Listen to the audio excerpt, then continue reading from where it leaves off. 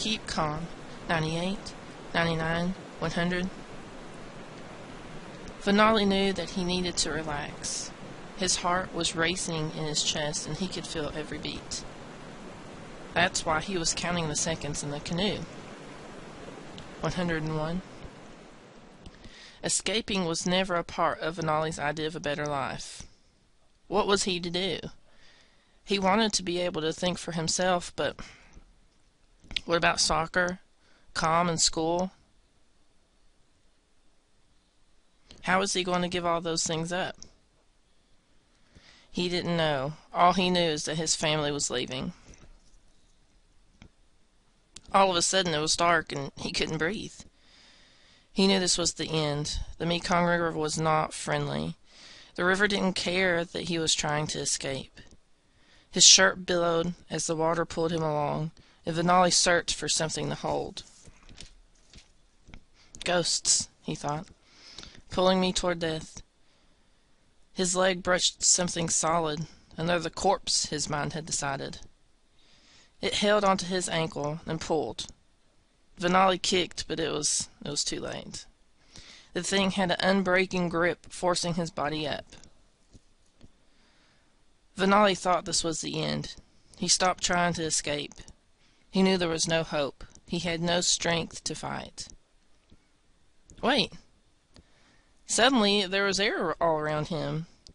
Coughing and spitting, Vanali flung his arms around Pa's neck. Pa was tired of rowing, trying to keep their family safe. May and Dala couldn't wait. Swim! Swim to the bank! Pa's words to Vanali shocked his body, and he started to stroke. Flipping on his back to use different muscles, he moved at an angle to avoid the river's current. His feet hit mud, and he dragged himself onto the banks of Thailand. Vanali made it across the river. His mind was starting to clear with the idea of them all surviving. But then he was reminded that he was alone. Where was his family? Panic started to set in. Vanali's mother, May, and sister Dala were already on the bank calling for him. He couldn't move, barely making any sounds. May held him, and Dala threw her body on top of his. They were all crying and exhausted from the river when Pa stumbled up the shoreline. They can't get us here. We're on Thai soil now. Pa was talking about the Pathet Lao, the communists that are in control of Vanali's home, Lao. Or was it his home?